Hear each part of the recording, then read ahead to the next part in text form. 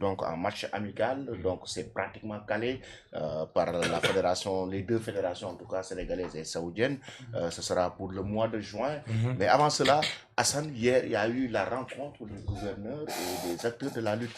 Actuellement, c'est très tendu dans ce secteur. Exactement, c'est très tendu dans le secteur de la lutte. En fait, il faut savoir que le gouverneur avait déjà convoqué les acteurs de la lutte le 8 janvier dernier. Il y avait des problèmes de violence dans les arènes. Il avait convoqué les acteurs et avait pris des décisions telles que définir les itinéraires des lutteurs qui viennent à l'arène nationale, également limiter le nombre de places dans l'arène pour que les billets ne puissent pas dépasser les places maximum. Il faut au moins laisser 1000 places environ pour ne pas avoir une arène pleinement remplie lors des grands galas. Hier, il a encore convoqué les acteurs de la lutte suite aux bagarres qui ont eu lieu entre les supporters, les Parcellois et les jeunes de Guédiawaye et le face-à-face qui s'est terminé en bagarre entre Petit Baïfal et Boy Dakar. Suite à ces faits-là, il a encore convoqué les acteurs de la lutte. Mais avant, il avait reçu la directive du ministère de l'Intérieur pour fermer la lutte, mais il lui a fait savoir qu'il pouvait compter sur le commandant, les commissaires et le président du CNG pour trouver des solutions afin que la lutte puisse continuer à se tenir normalement. C'est dans ce cadre qu'il a tenu la réunion hier, la réunion qui a noté la présence de beaucoup d'acteurs de la lutte, les promoteurs, les managers, les membres du CNG, il y a également les entraîneurs, tout le monde était là. Et chacun a pris la parole et a donné son point de vue. À la fin, il a encore pris des décisions. Maintenant, les forces de l'ordre s'engagent définitivement à mettre fin aux violences qui se tiennent à Guédiawaye. Vous savez que lorsque les lutteurs de Parcelles viennent combattre, à la fin, les supporters des Parcellois sont attaqués par des jeunes de Guédiawaye. Et le lieu c'est pratiquement le même lieu où se tient la bagarre. Maintenant, les policiers ont pris la décision ferme d'arrêter définitivement cela. Je pense que à partir de ce moment, ce problème est réglé. Le gouverneur a également invité les VIP à envoyer ou à faire des messages de prévention ou de sensibilisation envers leurs supporters. Cela va se faire. On a constaté hier que Boigna a convoqué une conférence de presse. Mazen était sur place, Jacob Baldé, beaucoup de lutteurs étaient présents. Aujourd'hui, je pense que Balagay a appelé à faire une conférence de presse. Donc les gens sont réceptifs au message du gouverneur. Et je pense que si on respecte toutes les décisions, la lutte pourra continuer normalement sans violence. Sans violence, parce que là actuellement c'est très tendu. Hein. Oui, effectivement. Là, ce qu'on voit, pourtant quand même, le fait d'encadrer les lutteurs et d'encadrer, je pense, cette discipline va permettre aujourd'hui aux promoteurs de mieux investir, d'être beaucoup plus à l'aise. C'est juste une question d'encadrement. C'est une question aussi d'organisation et tout. Exactement. Bon, en fait, il faut savoir également que le tour de l'arène et autour, tout a été sécurisé. Maintenant, ce qui se passe, c'est après les fins de combat qu'on note certaines violences, les simoles et les bagarres entre supporters. Il faut rappeler que souvent les simoles et bagarres là se tiennent très loin de l'arène nationale. Ce qui veut dire que l'arène nationale et autour, c'est maintenant sécurisé. Maintenant, c'est au rôle des policiers et des lutteurs également à travers la sensibilisation de leurs supporters d'inviter les jeunes à être fair play et ne pas déranger les gens auxquels le combat ne concerne pas. Il y a aussi le fait, durant les face-to-face, il y a en fait beaucoup de violence. On voit, bon, récemment on a vu, c'est l'affaire Petit Baïfal avec Boy Dakar. Il y a aussi le tombeur de Amener, Talfa. En fait, ça aussi, ce sont quand même des images récurrentes qui reviennent à chaque fois. Lorsqu'il y a un face-to-face, il y a une tension. Et pourtant, des face-to-face se sont organisés. Par exemple, Balagay Site, pour moi, c'était l'un des meilleurs face-to-face. Il y avait que les 2 lutteurs accompagnés de leur manager et d'une seule personne, si je ne me trompe pas. Il y a aussi les triplex qui sont aussi là pour pouvoir vraiment vendre l'affiche. Pour moi, on devrait beaucoup plus se tourner vers ce type de face-to-face-là parce que actuellement, ce que l'on remarque durant les face-to-face, il y a bien sûr les artistes qui sont là. En fait, il y a ça, bien sûr, c'est pour beaucoup plus mettre l'ambiance et beaucoup plus vendre l'affiche. Mais pour moi, il n'y a pas meilleur que juste les 2 lutteurs. Et vous les mettez avec un Lamine Sek, un Modumbaï ou bien un Fadam avec Bourguewel. Et pour moi, franchement, ça pourra vraiment vendre l'affiche.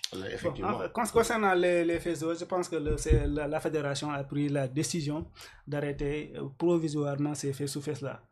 Depuis avant-hier, la fédération a sorti une circulaire pour interdire désormais les face-to-face. Mais Tenin a raison, on peut faire un face-to-face sans violence. Moi, je propose que durant les face-to-face, les 2 lutteurs qui doivent se combattre, ils peuvent rester sur place sans se mettre debout.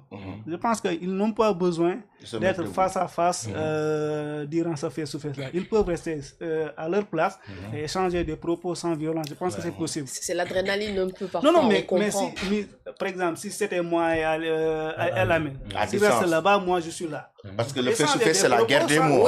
Oui, mais en fait, il y a aussi le côté ambiance. Par exemple, une Bayangloum ou bien un Momongom, avec bien sûr le rythme. C'est ça aussi, le charme de la lutte. Ça aussi, il ne faut pas du tout l'enlever. Pour moi, le fait est que les 2 lutteurs peuvent être face à face, mais par moment, voilà, ils peuvent se lever, danser. C'est pour mettre un peu l'ambiance. Maintenant, cela ne veut pas dire mettre l'ambiance jusqu'à en venir aux mains. Pour moi, ça, c'est dépassé. C'est-à-dire que ça, c'est sortir en fait du cadre du sport. Maintenant, moi, je pense que tant qu'on ne mettra pas de l'ordre sur ces face-to-face-là, il y aura toujours des bagarres. Ma proposition, c'est que les 2 lutteurs puissent rester sur place. Vous l'avez dit, parfois, ils peuvent venir pour danser et trucs-là. Mais on note très rarement, au moment de ces shows-là, des bagarres. Les bagarres se passent souvent lorsque les 2 lutteurs se mettent face à face pour parler. Généralement, c'est à ces occasions-là qu'on note les bagarres. Mais en tout cas, il faut continuer à sensibiliser. Je pense qu'avec le cas Petit Baïfal, les lutteurs vont apprendre de cette décision-là. Il a été suspendu pendant 3 ans et exiger l'emboursement de l'avance qu'il avait reçu du promoteur. Je pense qu'avec cette sanction-là, les lutteurs vont se référer à ça pour éviter prochainement les bagarres. Mais Hassan, est-ce que ce n'est pas générationnel? Je m'explique. C'est-à-dire du temps de Mustafa Gueye, Tyson, Yekini, Bombardier, Baboy, c'était de grandes affiches. On se souvient tous de Yekini, Tyson ou bien de Bombardier, Yekini, où on parlait même d'amener un corbillard et tout. Mais quand même, cela, voilà, j'ai jamais vu en tout cas En fait, un face-to-face entre Yekini, Tyson ou bien Bombardier, Yekini, où il y a eu de la bagarre. En tout cas, bon, peut-être que ça s'est passé, mais moi, j'ai jamais vu. Il y a un phénomène qui est venu à la lutte. Par exemple, les lutteurs les plus célèbres aujourd'hui, ce sont de jeunes lutteurs issus de la banlieue avec des gens, je ne dirais pas mal éduqués, mais inconscients. Des jeunes inconscients. Vous voyez un Ada Fass, pratiquement, il n'a pas assez d'expérience dans la vie pour mesurer les conséquences graves qui peuvent découler d'une bagarre qu'il aurait commise durant le face-à-face. Luis Ndiago de même. Si vous voyez les jeunes, il n'y a que peut-être Job 2 qui a cette maturité-là à rester calme. Et malgré cela, il dit tout ce qu'il veut dire durant le face-à-face, mais sans heurter les consciences, sans manquer de respect à son adversaire. Mais rares sont les lutteurs aujourd'hui célèbres qui peuvent comprendre cela, malheureusement. C'est dommage. Ouais, parce que c'est une situation délicate. Maintenant, le gouverneur a pris donc la décision, c'est-à-dire de laisser une nouvelle chance la lutte en de la lutte, pour pouvoir maintenant arrêter les face-to-face, mais il y aura les triplex. Oui, je pense qu'on peut faire les triplex, c'est possible. On a vu le triplex qui s'était tenu entre Franc et Ama Baldé. C'était un triplex très suivi à travers les réseaux sociaux. Je pense qu'on peut adopter cette formule-là et continuer les face-à-face à distance. Et il y a aussi un fait, c'est que d'habitude, il y a des gens qui profitent de la situation. Par exemple, lorsqu'il y a un combat de lutte, les small dont on parle, il y a la plupart des gens qui le font en réalité, ne sont pas des supporters. Hein. Exactement. Et la Ils police... sont des gens des personnes qui viennent mal intentionnées qui profitent de la situation. La police est consciente de cela. Hier, le commandant Tening, je pense, il a soulevé ce problème-là. Lors du dernier combat de Déranger de Soumbédioune, il a noté que des jeunes de Pékin ont quitté Pékin pour venir à Médina uniquement pour voler ou truc quoi. Pour dire que la police est consciente de cela et ils sont en train de prendre des décisions pour cela, contre ce phénomène. Il a dit que dernièrement ils ont bloqué la route qui devait mener ces jeunes-là à Médina, et depuis qu'ils ont commencé à faire cela, ils ont vu que le stimul a diminué un peu. Je pense qu'il devrait y avoir une campagne de sensibilisation de tout un chacun, c'est-à-dire que des lutteurs, des promoteurs, des reporters, éviter en fait de divulguer certaines images d'agression, de violence. Pour moi, ça devrait être un combat de tout un chacun, parce que quand même la lutte, je pense que, mis à part le football au Sénégal, c'est l'un des sports les plus populaires, parce que ça regroupe toute une famille autour. Même le football, là, il est plus populaire. Voilà, ça regroupe. Le football est plus populaire que lorsque l'équipe nationale joue. Mais voilà, effectivement. Oui, mais je pense que la lutte, c'est le sport qui regroupe toute la famille devant la télé ou bien, je sais pas. Mais c'est notre sport en tout cas. Donc c'est un problème de sensibilisation et d'encadrement. Oui. Donc il faut on a vu beaucoup hier, plus sensibiliser et éviter même certaines déclarations, comme tu dis. Surtout. Il y a de ces déclarations quand même qui peuvent susciter de la violence. Oui. Mais les écuries ont également une part de responsabilité. Oui. Je pense qu'une écurie doit pouvoir former ses lutteurs. Et éduquer. Éduquer, former et conscientiser. Je pense que les lutteurs ont une grande part de responsabilité dans cela. Je pense que la fédération doit se concentrer sur les écuries, les réformer, les organiser pour que ces cas de violence... Mais on dirait qu'il y a aussi des gens qui en profitent pour essayer de faire de la lutte une cible. Hein. De diaboliser un peu. Je pense que c'est diaboliser un peu. Certains qui n'ont pas digéré la lutte depuis des années, je pense qu'ils profitent de l'occasion pour essayer de diaboliser. Mais bon, les lutteurs sont des Sénégalais, les promoteurs sont des Sénégalais, ces supporters qui vont dans l'arène sont des Sénégalais. Donc il faut voir comment organiser cette discipline pour que ça se fasse de manière quand même... Surtout que c'est une discipline où on parle de millions de francs CFA. C'est plus de 5000 de personnes qui vivent directement de la lutte. Donc, c'est un secteur à ne pas négliger. À ne pas négliger, effectivement. Alors, il y a aussi les adolescents qui sont interdits de... Bon, je pense que ça mérite un éclaircissement sur ce point. Je pense qu'on ne peut pas interdire un enfant de 10 ou de 11, 13 ans aller à l'arène nationale sur un combat. Je pense que ça ne peut pas se refuser. Ça n'a rien à... Par contre, je peux être d'accord sur le fait qu'on interdit les moins de 18 ans de rentrer dans l'enceinte de l'arène ou d'accompagner un lutteur. Là, je suis d'accord. Mais interdire un enfant de venir à l'arène nationale suivre un combat à travers les tribunes, je pense que ce serait très compliqué. Très compliqué parce que la majorité des supporters, est-ce qu'ils ont du temps? Non. Je vois qu'il y a beaucoup de jeunes. Non, ils sont très jeunes. Donc ça va diminuer l'affluence. On peut interdire les jeunes, accompagner les lutteurs, là, je suis d'accord. Ou entrer dans l'enceinte de l'arène, là, d'accord. Mais interdire un enfant de venir suivre un combat de lutte, là, ce serait très dommage. Très dommage. Oui. Donc, c'est ça, quand même, ça fait partie des... est-ce que ça fait partie directement des règles? Non, en tout cas, ils ne l'ont pas clairement dit. Ils ont parlé seulement de 18 ans, mais on ne sait pas sous quelle forme. Je ne sais pas si... Soit c'est l'accompagnant ou le supporter. Le supporter, on ne comprend pas. Donc, je pense que ça mérite effectivement, comme tu dis, des éclaircissements par rapport à quand même à ce point. Et on espère bien que ces combats, maintenant, le face-to-face franc Tapha Tine n'aura pas lieu. Liss Ndiago en triplex, ou bien à part un triplex peut-être. Un triplex. En tout cas, le face à face, comme on a l'habitude de le faire, n'aura pas lieu. Liss Ndiago Diop aussi, le face-to-face n'aura pas lieu. Non. Donc, ce sont juste peut-être des triplex pour continuer la promotion de ces combats. Les open press aussi. Il paraît que les open press aussi font partie des interdits. Les open press d'habitude aussi... Est-ce qu'on note des violences? Exactement. C'est des occasions En fait, par exemple, quand un site fait un open press, Diamaguène est totalement bouclé. Il y a des milliers de jeunes qui viennent suivre cette open press là. Et à ces occasions-là, on note des agressions, des vols et tout ça.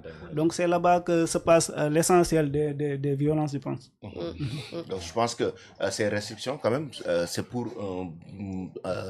un temps bien défini. Exactement. Bien défini. Après, c'est temporaire.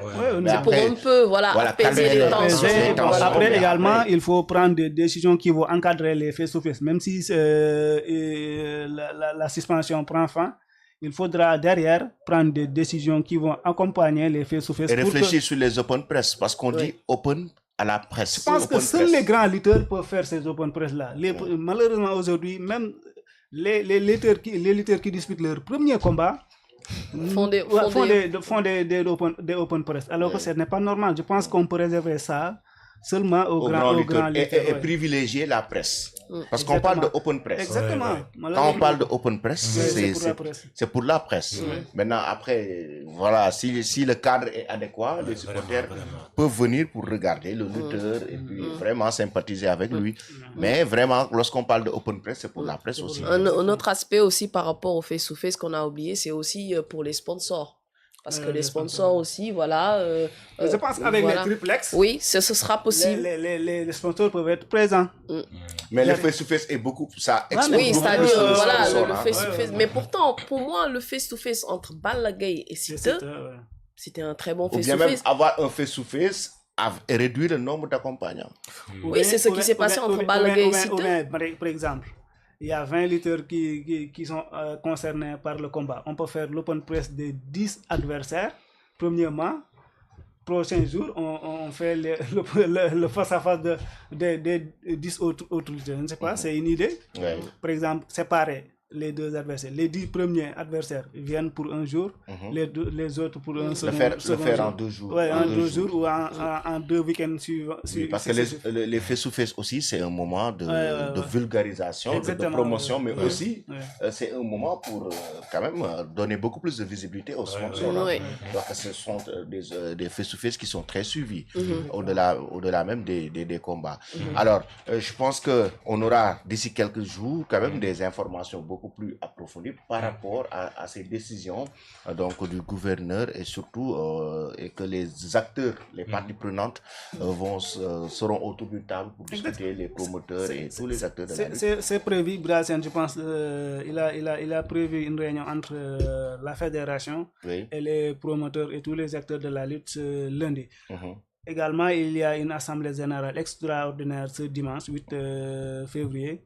Les acteurs de la lutte sont conviés à l'arène nationale pour valider le règlement intérieur, les statuts, les règlements généraux d'une manière générale. Et aussi, il faut préciser que cela ne concerne que la lutte avec frappe. Parce que pour la lutte simple, pratiquement, il n'y a aucun problème. Ça se passe, machallah, chaque fois très bien. Parfois, les combats de lutte sans frappe terminent à 23h, mais vous ne voyez pas ces cas d'agression-là. On espère bien que c'est une situation qui va se régler bientôt pour que vraiment les lutteurs puissent exercer leur passion et que les gens qui vivent dessus puissent quand même gérer bien leur emploi, comme on dit, 5000 emplois directs, c'est ça, dans la lutte sénégalaise. Alors, il y a aussi le match amical Sénégal-Arabie Saoudite en gestation pour le mois de juin, un match qui sera important pour la préparation des Lions pour la Coupe du Monde 2026.